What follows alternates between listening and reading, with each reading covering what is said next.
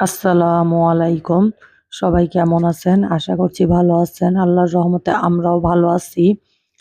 টিপু আর টিপুর বউ আসছে। তো আজকে ৩য় দিন। তো রান্না করলো কি আর কি খাওয়া-দাওয়া করলাম সবাই মিলে একসাথে। তাই আর কি ভিডিও করলাম।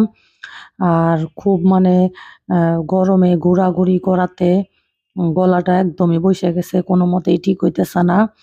তো এখন আ খাওয়া-দাওয়া করে নিবো সবাই একসঙ্গে। তো আমার হাসব্যান্ড যেহেতু চলে যাবে, আর আমাদের খাওয়া-দাওয়ার করার অভ্যাস ১:৩০ টার দিকে। তো আজকে সবাই একসাথে খাবো দেখে দেরি হয়ে গেছে। তো ওর আর দেরি সহ্য হচ্ছে না। এর জন্য আরকি ও খায়া চলে যাবে। আর এদিকে এই যে টিপু যায় আবার এই যে কোক-টোক সব নিয়ে আসলো। তো আমি রাগ করতেছি, দরকার কি এতগুলো আনার? একটা আনলেই তো হয়ে যাইত। সবাই মিলে একসাথে খাইতে গেলে একসাথে রান্না-বান্না অনেক দেরি হয়ে যায়। আর কোক, বিরিয়ানি, খিচুড়ি, তারপর পোলাও এগুলার সাথে খাইতে খুবই ভালো লাগে। আর এদিকে আমাদের বউ সালাদ মাখায় দিল। আর খাওয়া-দাওয়া করে যেহেতু ও চলে যাবে, আর এদিকে টিপু, আমরা সবাই এখন একসাথে খাবো। তো বউকে বলতেছি যে, "তুমি খাইয়া নাও।" কয়, "ফুপু আপনারা আসেন।" আর আমরা খাইতেছিলাম আর খুবই মানে মজার, মজার গল্প করতেছিলাম। তো হঠাৎ করেই কেন যেন এত গলা বসে গেল বুঝলাম না। তো আমার কিন্তু কখনো এইভাবে গলা-টলা বসে না। তো হুট করেই যে গলা বসে গেছে, এখন আর ঠিকই হইতেছে না গলা। মানে একটু জোরে, জোরে কথা বলার অভ্যাস। তো এর জন্য হয়তোবা আরো বেশি। একসাথে সবাই হইলে অনেক হাসাহাসি, চিল্লাচিল্লি। তো এর জন্য তো এক, এক করে সবাই এই যে খাইয়ে নিচ্ছে। তো আ চ শুটকি ভর্তা, চিংড়ি মাছ ভুনা এগুলা করতে চাইছিল। তো অ্যালার্জির কারণে আর করা হয় নাই। বউ বলতেছিল যে, "না ফুপু আমরা খাবো না চিংড়ি মাছ। আমার অনেক অ্যালার্জি উঠছে।" তো এর জন্য আর চিংড়ি মাছটা ভুনা করা হয় নাই। তো বউকেও দিয়ে দিল। রোস্ট আর বলতেছিল যে, "ফুপু আপনিও বইসা পড়েন, সবাই মিলে আমরা একসাথে খাবো।" তো বলতেছি, "হ্যাঁ, বসবো।" আর এদিকে মাকেও খাবার দিয়ে দিলাম। আর আমরা এখন সবাই বসবো এক, এক করে। তারপরে ভাবিকেও আসতে বললাম ফোন দিয়ে। ভাবি বলতেছে, "আমার একটু লেট হবে।" আর এদিকে বউ সবাইকে আবার খাওয়াই দিচ্ছে। আমাকে খাওয়াই দিল। এখন আবার আপুকে খাওয়াই দিতেছে। খুশি আপুকে খাওয়াই দিবে। তো মাশাআল্লাহ দিলে বউটা অনেক লক্ষ্মী আছে, অনেক মিশুক।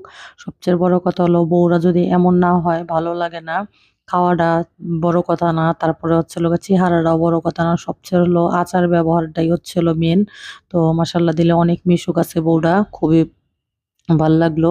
আর এদিকে আমি তো মাংসতে মানে আলুই দিতে নিষেধ করছিলাম। আর সবার নাকি গরুর মাংসের আলুই অনেক পছন্দ। তো এটা নিয়ে আরকি বলতেছিলাম। তো মাংস না হইলে বলে সবার আলু হইলেই হয়। তো এইটা নিয়ে আরকি হাসাহাসি করতেছিলাম। তো এদিকে খুশি আপু ওই যে বড় একটা রোস্ট নিয়ে নিল। আমাদেরকে আবার দেখাইতেছে যে, "দেখ আমি বড় রোস্ট নিছি।" আর কেন যেন ইদানিং করে রোস্ট-টোস্ট অত ভালো লাগে না। তো আমি এর জন্য বলছি যে, "আমারে বড় দিবি না, আমারে ভাইঙা অর্ধেক দে।" এর জন্য আবার দেখাইতেছে যে, "দেখ আমি বড় একটা রোস্ট নিছি।" আর খাওয়ার টেবিলেও আমরা গল্প-টল্প করতেছি।